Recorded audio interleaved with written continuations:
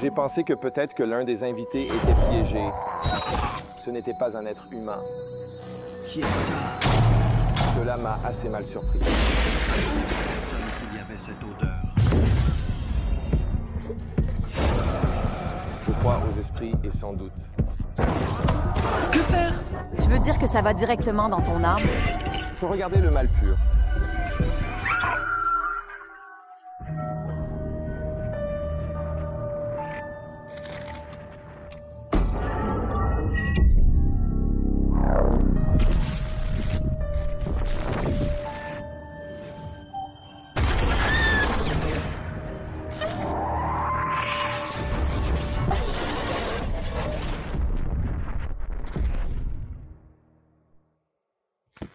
Ce que vous allez regarder est basé sur de vrais événements.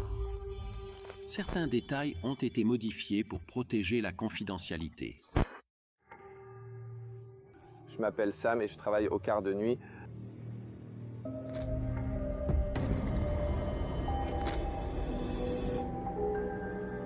Salem, avec son passé de chasse aux sorcières, est la maison de l'ancien hôtel où travaille Sam.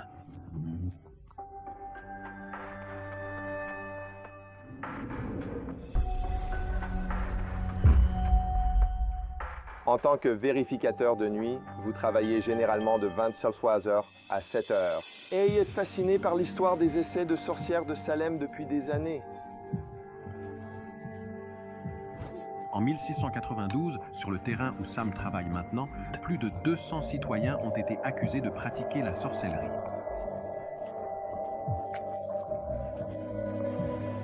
« 20 ont été mis à mort. Travailler au silence au quart de nuit permet à Sam d'étudier l'histoire des essais de sorcières pour son livre. C'était un travail parfait pour moi car c'était un travail un peu plus lent et j'ai pu écrire pendant ma première semaine à l'hôtel. A commencé assez sans événement.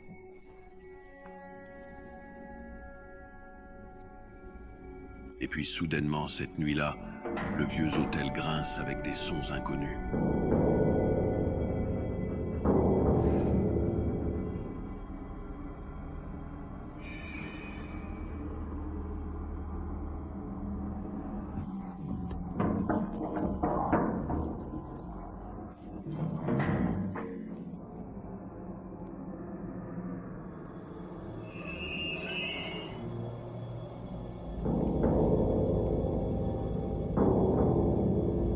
J'ai entendu ce qui semblait frapper à l'intérieur de l'ascenseur, alors j'ai pensé que peut-être que l'un des invités était piégé et j'ai remarqué que l'ascenseur était dans la zone du sous-sol de l'hôtel, ce qui était étrange car il n'y avait personne à y être dans le sous-sol et vous avez besoin d'un code spécial pour y descendre.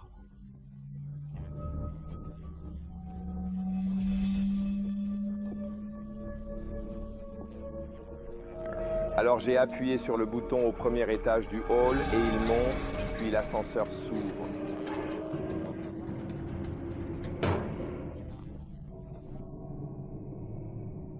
Je regarde et il n'y avait rien dans l'ascenseur.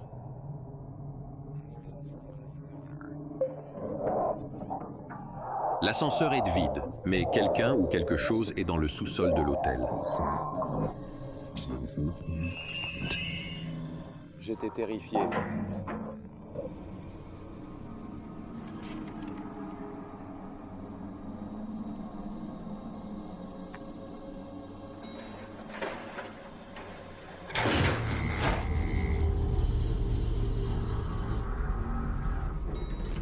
Sam n'a jamais aventuré le ventre de l'ancien hôtel. Je vois ce qui ressemble à des lumières qui m'amenaient vers le mur arrière du sous-sol.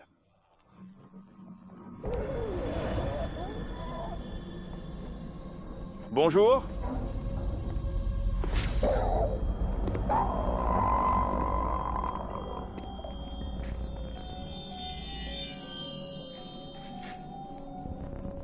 Il semblait qu'il y avait des empreintes, mais les empreintes étaient d'énormes empreintes. Il n'y avait pas mes empreintes sur le sol.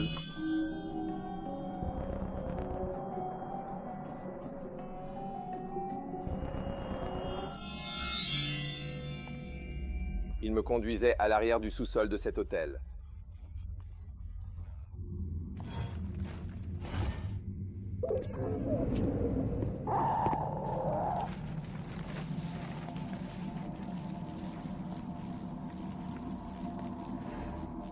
Il a conduit à un impasse. Avait l'air que quelque chose avait été rempli dans le tunnel sous la zone de l'hôtel. Il y a quelque chose d'inhabituel dans le mur en briques. Le tunnel était briqué, donc je n'ai pas pu entrer. Cela a rendu ça encore plus effrayant.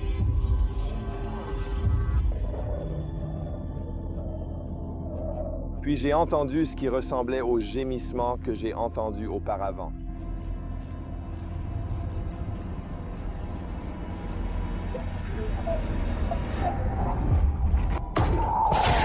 Sam ressent une présence derrière le mur. J'étais terrifié.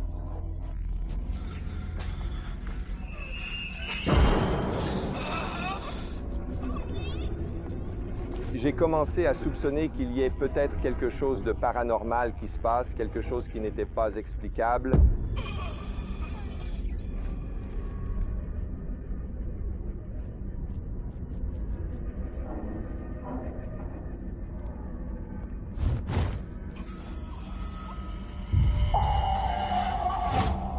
J'étais terrifié.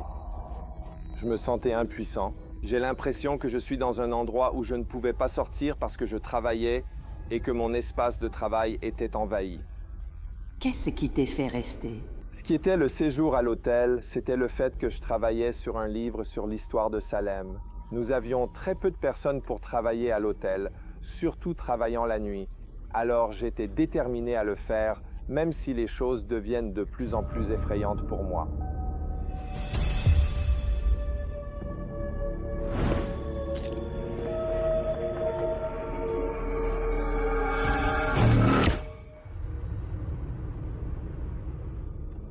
Lors du quart de nuit de Sam dans un hôtel à Salem, qui aurait été hanté, il se retrouve face à face avec quelque chose qu'il ne peut pas expliquer. J'ai levé les yeux et j'ai vu ce qui ressemblait à une ombre venir de l'arrière de l'hôtel.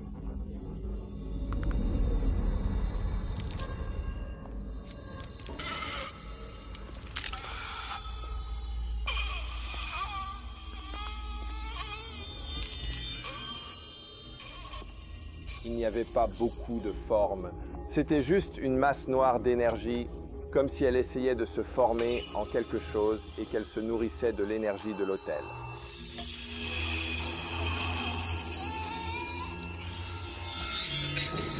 La noirité est venue et rend les choses encore plus effrayantes.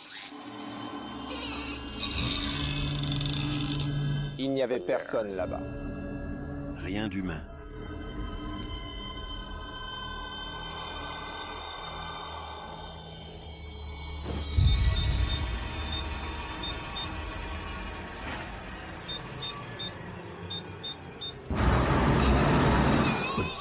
De l'entité est toujours avec lui. L'impuissance là-bas. Écoute, je ne peux pas partir. Je ne peux appeler personne. Il est 3 heures du matin. Ah, c'est ce que j'appelle les flics. Pensons-ils que je suis fou?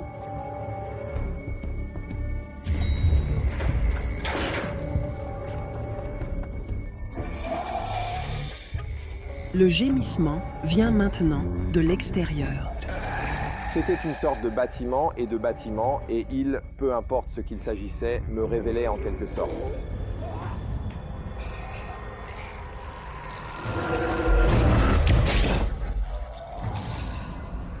Ça ressemblait à un homme portant un chapeau de l'ancienne école. En voyant ses yeux rouges, je savais quoi que ce soit. Ce n'était pas un être humain. Je regardais le mal pur et il me regardait en arrière. Je n'ai jamais eu aussi peur de ma vie.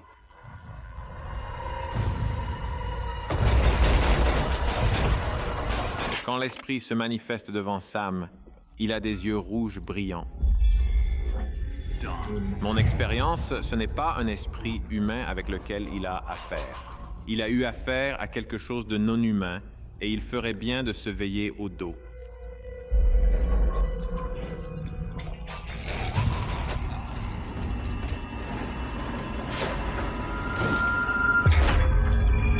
Soudainement, l'esprit est maintenant devant lui.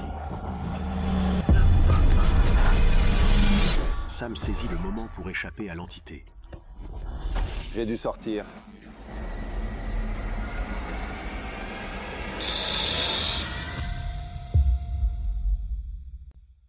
Sam, t'as l'air très... Contrarié de le dire. Ta histoire, que se passe-t-il? Mais je suis super émotionné par cette expérience parce que j'avais envie de revenir et de ressentir les émotions de ce que c'était. Voir cette figurine dans la fenêtre hante mes rêves.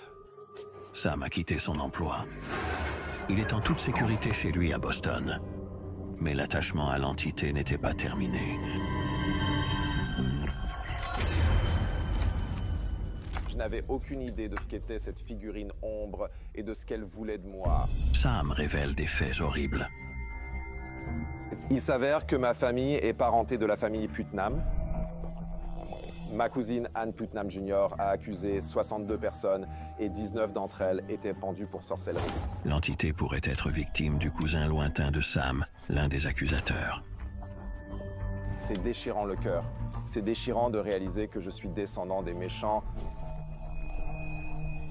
Sam a un lien familial très personnel avec les procès des sorcières de Salem et ce n'est pas un hasard qu'il ait été sélectionné.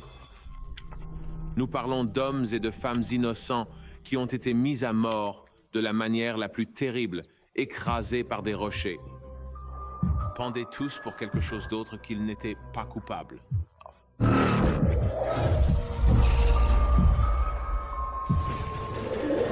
Imaginez le ressentiment, imaginez cette colère, imaginez la rage mijotante.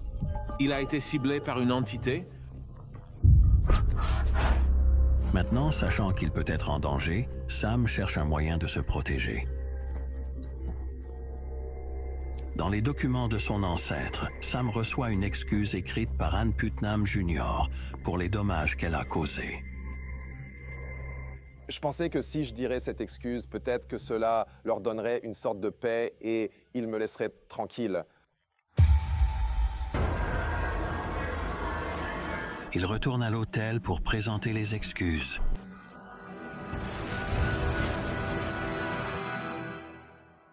Que par cette providence de Dieu soit fait un instrument pour accuser plusieurs personnes d'un crime grave par lequel leur ont été enlevées leur vie, qui maintenant j'ai juste raison et de bonnes raisons de croire qu'elles étaient des personnes innocentes. Je suis désolée, je le suis. Vraiment désolé. Je suis vraiment désolée. Je suis désolée. Vraiment désolé.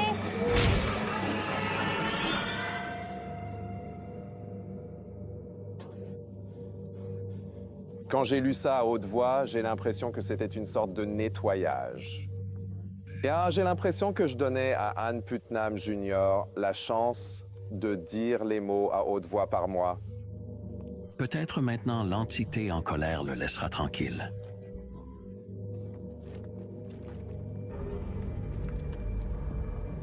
Quand j'ai découvert que j'étais parenté de Putnam Jr., j'ai décidé que c'était ma passion, mon rôle dans la vie, de donner une voix à ceux qui n'ont pas de voix. Et je voulais connaître les victimes autant que possible à travers la recherche, à travers l'histoire. Maintenant que j'ai vécu ce que j'ai travaillé de première main à l'hôtel de Salem, je crois en les esprits sans aucune question.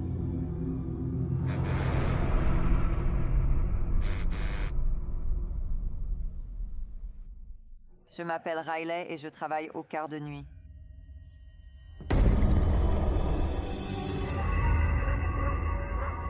À l'approche de minuit, Riley se fait vers son tout premier emploi de nettoyante de bureau de nuit. À 16 ans, j'ai ce travail parce que j'avais commencé à avoir des ennuis. Je restais dehors toutes les heures de la nuit. Je n'écoutais pas ce que ma mère voulait que je fasse. Je voulais juste m'amuser. J'avais 16 ans et j'étais rebelle, très rebelle.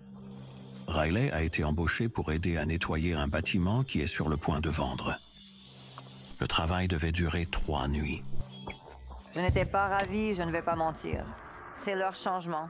Personne ne veut vraiment rester debout jusqu'au petit matin, à moins que vous n'ayez une fête.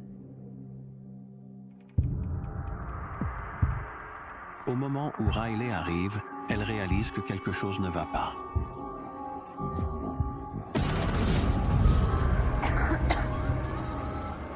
Quand je suis entrée pour la première fois dans le bâtiment, l'air était très malade. C'était difficile de respirer. C'était obsolète. C'était comme si personne n'était là-dedans pendant très longtemps.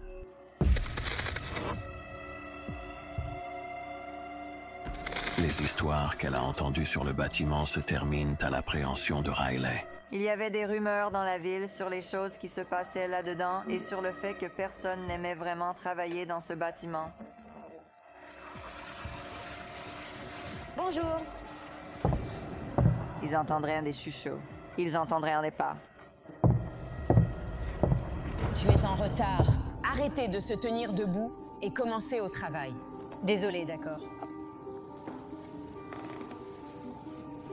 Dans le bâtiment que je nettoyais, il n'y avait qu'une seule autre personne qui travaillait avec moi, cette vieille femme. Riley se met à travailler sur la tâche presque impossible de nettoyer le bureau.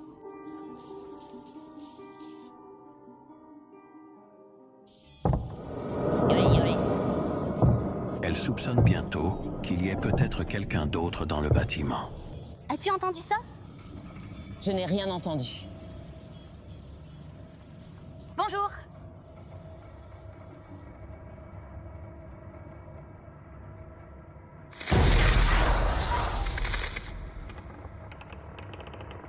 J'avais mis la tête dans le hall, regardé et voyais qui était dans le bâtiment à 2 heures du matin parce que personne ne devait le faire. Bonjour.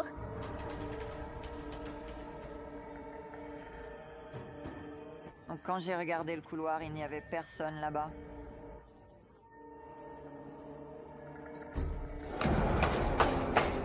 Ils couraient. Leurs pas couraient dans le couloir. Qui est là? Je peux t'entendre?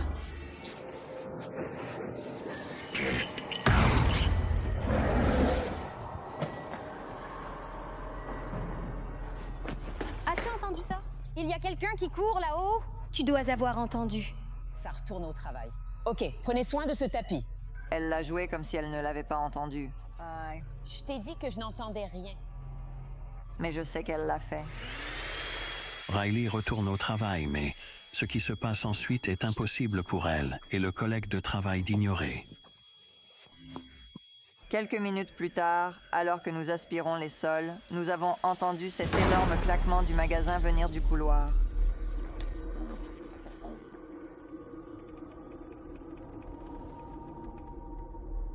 As-tu entendu ça? Je ne sais pas.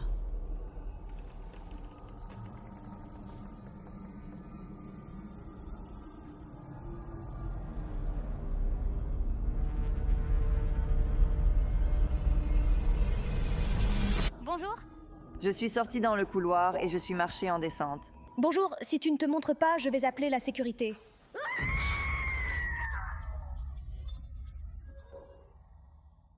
Et je n'ai vu personne du tout.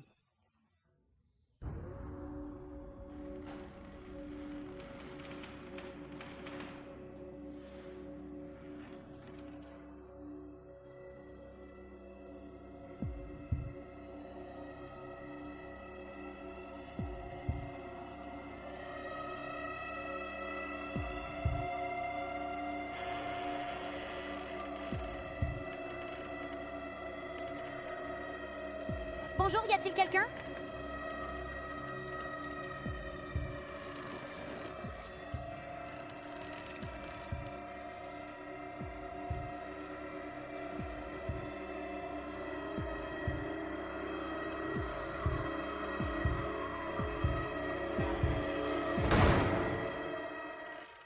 Quand j'ai entendu l'autre porte claquer, cela m'a plutôt surpris. Quoi? Tu retournes au travail?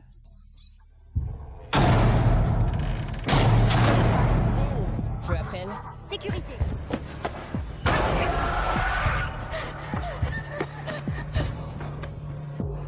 Bonjour. Bonjour. Sécurité!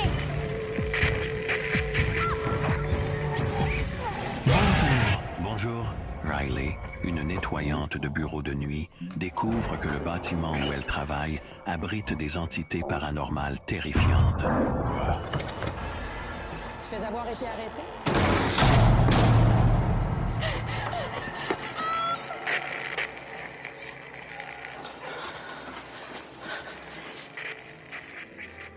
Nous nous regardions, essayant de comprendre ce qui se passe et si nous devrions appeler quelqu'un ou si nous devrions continuer à faire. Ok, allez, continuons. Nous ne serons pas payés. Et allez, dépêche-toi.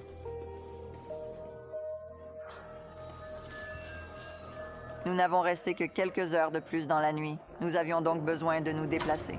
Riley est soulagée quand la fin de son quart arrive enfin. Quand elle rentre chez elle, elle parle à sa mère. Elle a dit de ne pas prêter attention et de juste terminer le travail. C'était presque fini, et si j'ai eu des problèmes, il y avait un walkie-talkie que je pourrais utiliser pour que je puisse la sécurité radio dans l'autre bâtiment, et il viendrait si j'en avais besoin. Suivant les conseils de sa mère, Riley revient au travail le lendemain soir. Je me sens mal à l'aise d'entrer dans l'endroit parce que j'avais toutes ces questions sans réponse sur ce qui s'est passé la veille nuit. Tu peux finir ici. Je vais commencer dans le couloir. Commencez juste sur ces étagères, d'accord? Ok, soudain j'ai entendu ce cri quelque part dans le bâtiment.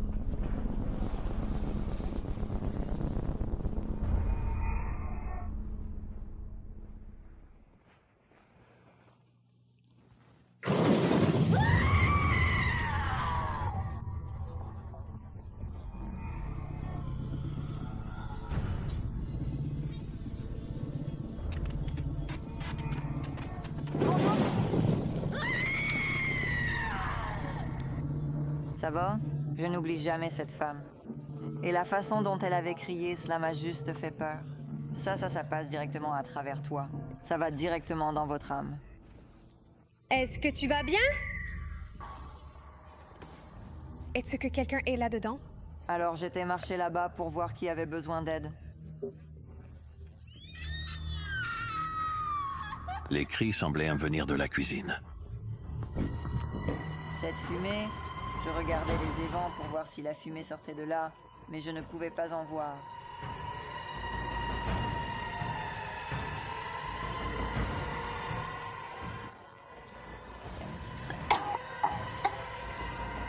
Louise! Et je ne savais pas si le bâtiment était en feu ou ce qui se passait. Et je savais que nous devions sortir de là. Louise. Il y a un incendie. Ça sent de la fumée. Ok, nous devons l'appeler sécurité. Où est-ce le walkie-talkie? Je ne le fais pas. Sachez-vous? Oh, il y est. Voilà, c'est...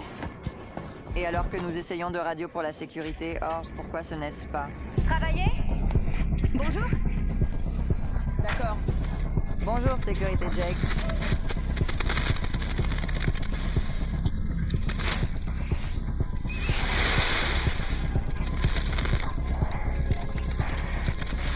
La batterie.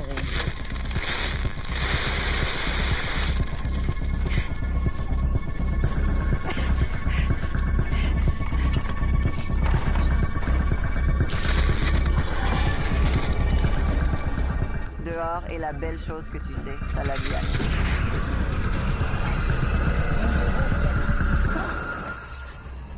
La voix sur le walkie-talkie pour moi jusqu'à aujourd'hui, je pense que c'était juste quelque chose pour essayer de nous avertir que quelque chose qui est là-dedans ne nous veut pas là-dedans. Alors que nous avons couru devant un bureau latéral, j'ai vu un concilier debout là-dedans nettoyé avec le dos face à moi, alors je me suis arrêtée. Monsieur, nous devons sortir d'ici. Il y a un incendie, monsieur! Quand je l'ai touché sur sa manche et il s'est retourné, je n'oublierai jamais ça. Jamais dans toute ma vie. Je n'oublierai jamais la façon dont il ressemble. La moitié de son visage était brûlée. Je l'ai regardé directement dans ses yeux, et ses yeux étaient morts. Je ne pouvais même pas bouger. Je ne pouvais pas respirer. J'ai dû ressembler à un accident de voiture. Vous ne pouvez pas détourner les yeux, mais vous devez continuer à regarder.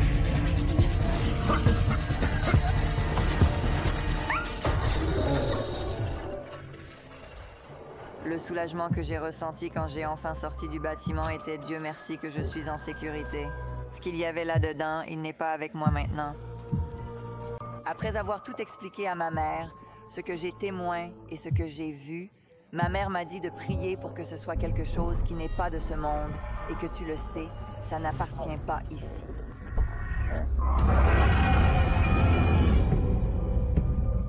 Le portier était l'un des hommes qui est mort dans l'incendie en 1950. Beaucoup d'énergie a été consommée lors d'un événement très tragique, et Riley entre et ramasse ces énergies. Ces esprits ont besoin de Riley pour reconnaître le traumatisme qu'ils ont subi avant la mort de quelque accident, que cela aurait pu être évité. Ça pourrait également essayer de l'avertir, vous savez, au cas où elle est en danger elle-même. Je ressens pour ces gens, je le fais vraiment. Ça m'a brisé le cœur de voir et de savoir que ces gens étaient toujours coincés dans ce bâtiment. Ce bâtiment est toujours à vendre à ce jour.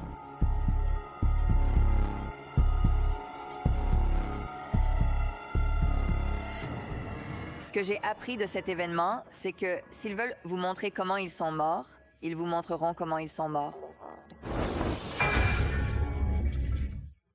Je m'appelle John et je travaille au quart de nuit.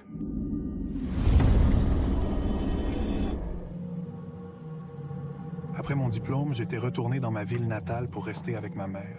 Je ne voulais vraiment pas lui être un fardeau. J'avais besoin d'un emploi. Un ami de moi, il dit que tu as de la chance. Il dit que nous avions un gars qui vient de cesser il y a quelques jours. C'est un travail inhabituel, mais John a besoin de l'argent pour rembourser les prêts et pour aider à la maison. Vas-y, John, nous devons appeler. John et son partenaire sont appelés sur le lieu d'une noyade tragique.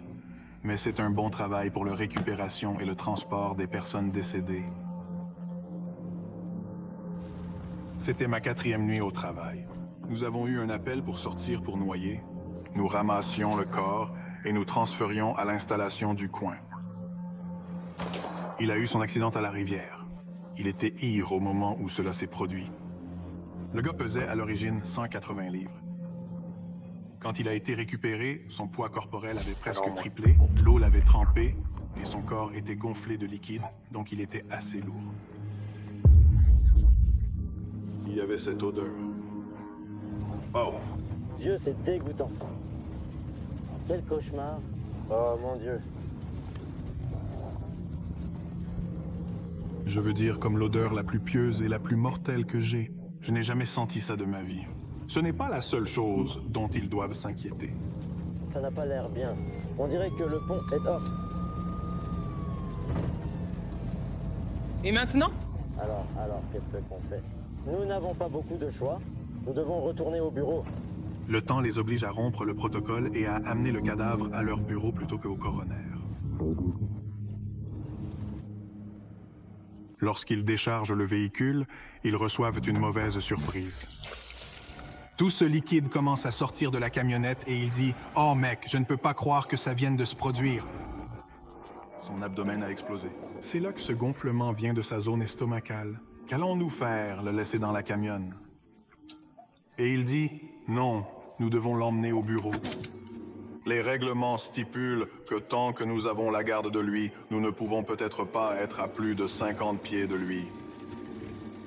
Je pensais, où allons-nous mettre ce type? Tu sais, parce qu'il fuit toujours ses liquides. Où allons-nous de la fin là-bas? Tout le monde a un égouttement dedans. Eh bien, mon partenaire dit, il dit qu'il n'y a qu'un seul endroit où nous pourrons le mettre et qu'il y a un placard de service de concilié, non? Il y a un drain là-bas. Ça va bien fonctionner. Je devrais juste le mettre en place et le laisser écouler parce que nous ne pouvons pas le mettre ailleurs. 1, 2, dépêchez-vous. Nous avons pris 1 minute, mais nous l'avons sorti du Gertie. Nous l'avons incliné, nous nous sommes assurés qu'il était en sécurité, qu'il ne tomberait pas. Quoi?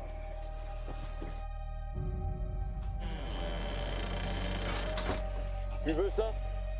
Lorsque nous avons fermé la porte, nous avons dû mettre ces serviettes au fond de la porte afin qu'une partie de cette odeur ne sortît pas.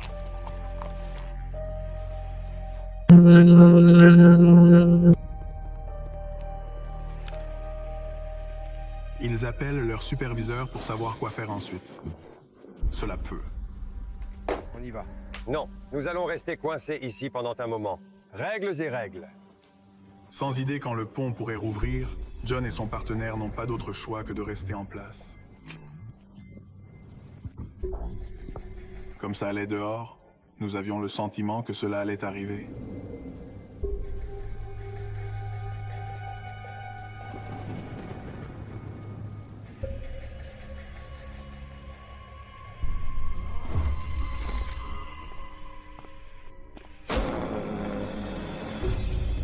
John entend quelque chose bouger dans le couloir.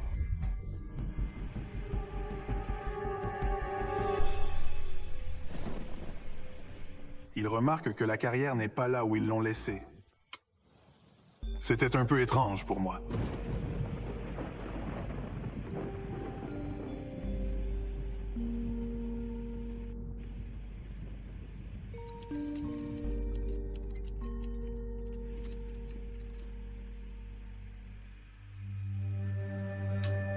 Il le hausse les épaules et le reverrouille en place.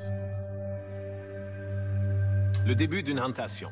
Vous pouvez souvent voir de petites haches, ce genre de choses que vous ne remarquez peut-être pas au début, et ce sont le début de choses plus grandes à venir.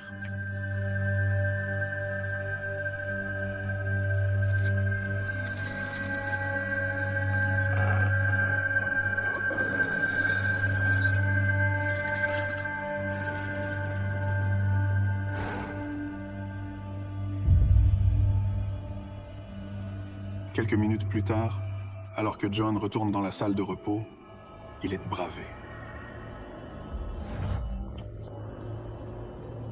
Rien. La roulette de l'autre côté du couloir de cette chambre est maintenant dans la zone de réception. C'était la chose la plus étrange. Ces roues étaient verrouillées sur cette gourne, Tim. Tim. Ces deux roues doivent être déverrouillées. Comment ça a-t-il fait ça? Comment ça se passait-il? Je ressentais définitivement cette anxiété à ce moment-là. J'avais de l'anxiété. C'est là que ça a commencé à devenir étrange. Cette odeur m'a encore frappé. Oh. L'odeur du corps.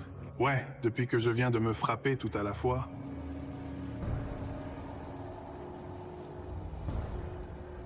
Et alors que j'ai fait quelques pas, j'ai remarqué que ces deux serviettes que nous avions posées devant la porte étaient déplacées dans le couloir, comme si quelque chose les avait déplacées. Nous étions les seuls là. Tu sais qui les a déplacés d'autres. C'est ce qui m'a fait penser, tu sais. Il doit y avoir quelque chose d'autre qui se passe, quelque chose de ce type de choses surnaturelles qui se passe. Ça devient encore plus étrange. Je remarque que la porte est ouverte à environ 6 pouces. Maintenant, je sais que le magasin était verrouillé, et j'ai donc un peu comme y aller en essayant de voir ce qui se passe. John fait une découverte terrifiante. Pendant la nuit coincé dans son bureau avec un cadavre, John a connu une activité inexpliquée, et la porte qu'il a verrouillée contenant le cadavre est désormais ouverte d'une manière ou d'une autre.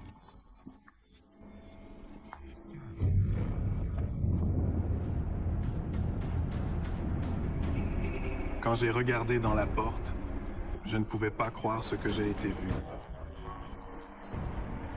Sortez d'ici. Sortez d'ici. Le sac dans lequel était ce type était défermé sous son menton.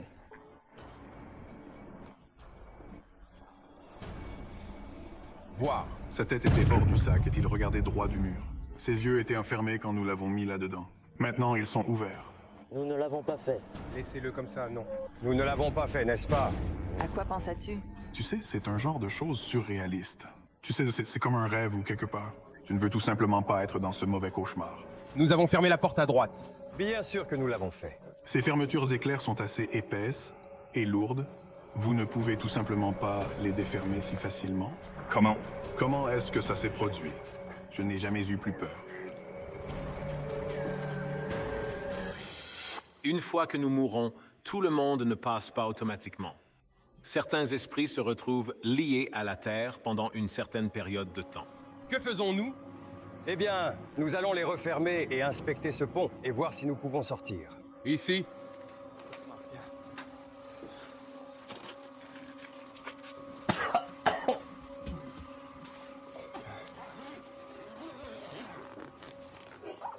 refermons le sac et fermons la porte. La découverte de John de la fermeture éclair du sac pour exposer le visage du cadavre était inquiétante.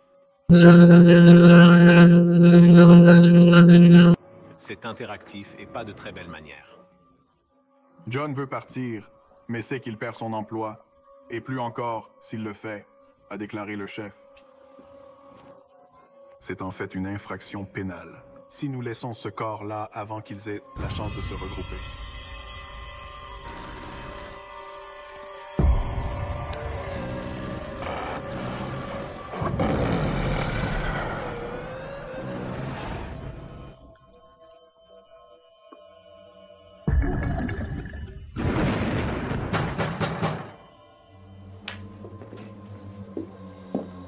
Nous avons sauté, tu sais. Qu'est-ce que ça va être maintenant que tu entends frapper à la porte d'entrée?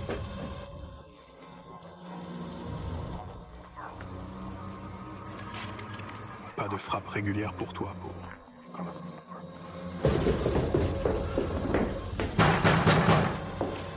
Qui est-ce ça? Je ne vois personne. Je ne vois personne, bien.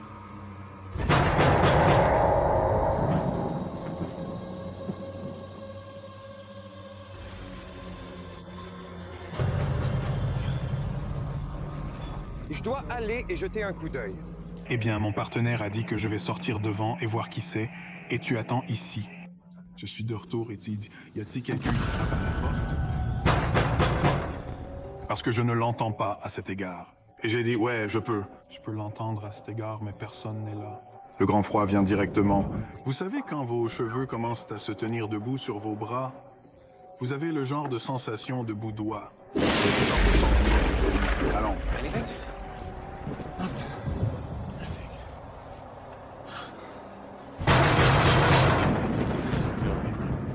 Sortez d'ici.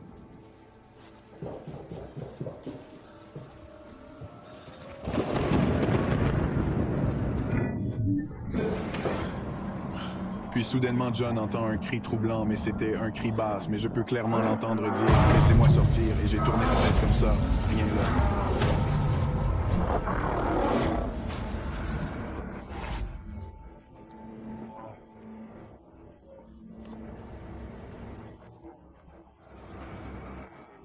Mais je sais que je viens d'entendre que John est hanté par l'esprit de l'homme mort qui semble être mort.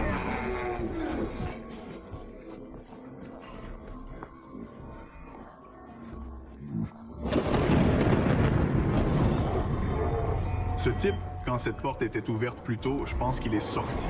Il essaye d'attirer notre attention. Je voulais sortir de cet immeuble. Je voulais rentrer chez moi. Mais tu ne peux pas laisser ce corps-là. Tu sais, je veux dire, c'est un crime. Ça doit se terminer. Je ne peux plus gérer ça. Alors je suis en colère à ce moment-là. Je suis devenu en colère. Et donc la porte qui était ici dans le couloir, je suis couru là-bas et je l'ai ouverte.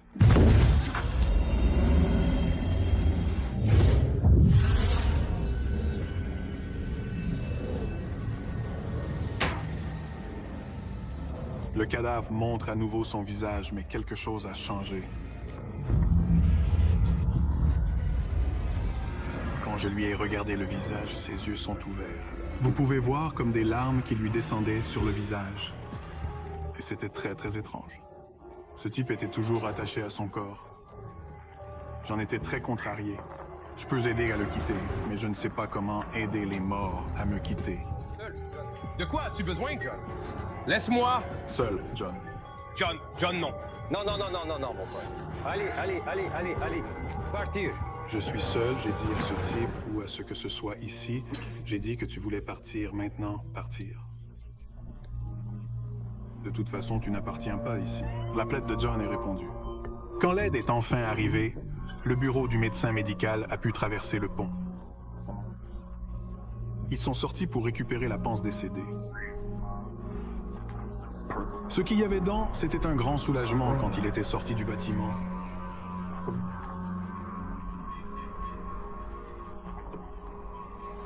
Je veux dire, j'ai ressenti ça, oh mec, comme s'il pouvait respirer à nouveau.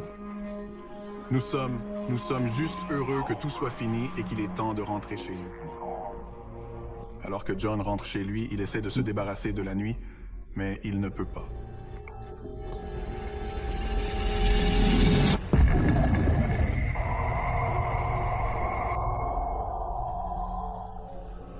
Ce type se tient là, juste devant moi. Wow. Oh mon Dieu, je ne pouvais pas respirer. Ce n'a fait que 3 ou 4 secondes. Je ne savais pas si je voyais quelque chose ou si c'était en fait lui, mais une silhouette solide. Tout comme il était assis dans cette pièce, tu crois?